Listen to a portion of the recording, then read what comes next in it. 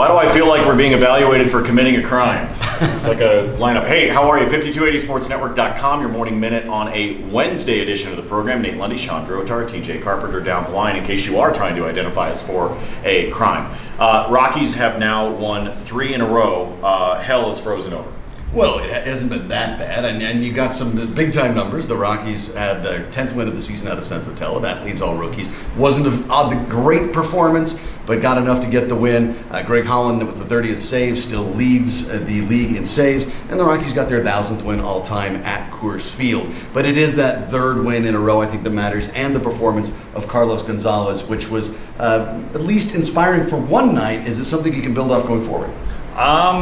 Yeah, but that's what they're going to have to do. You're going to have to build a lot more than you've already built to convince fans that this is real, because they've seen this before. This is just what they've seen before on steroids. So they're going to have to win more games. Carlos Gonzalez is going to have to come out of his slump.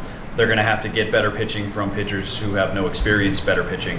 And then they're going to have to get a little lucky with some of the other things that go on. Hopefully you get into a wild card spot and it's at Coors Field and not down in Arizona. Yeah, Arizona just pulling off the trade for J.D. Martinez coming out of Detroit to give them a very good bat to help out what is already the 5th highest scoring team in the National League when you look at the Arizona Diamondbacks. They very much want to make sure that that wild card game is at their stadium when it takes place, regardless of who it's against. I think the big thing for Carlos Gonzalez right now, guys, is that we've talked about this. You're going to finish off the series against the Padres today, and then you don't see the National League West again for a while. So if he can, in fact, get his bat going again, and I'm not saying he has to suddenly spend the month of July, for example, the second half and the first part of August batting .450. It's just a matter of getting him to look normal again for Cargo. If he can do that so that he's got some of that momentum before you see the National League West again. Yeah, and it also helps the Rockies pitchers. The Rockies rookies pitchers have been seen now by their NL West opponents a whole bunch of times.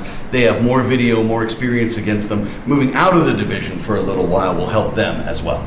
You know, if you can do that prior to those games, that to me is where the run could really start, and that's when things get exciting at Coors Field.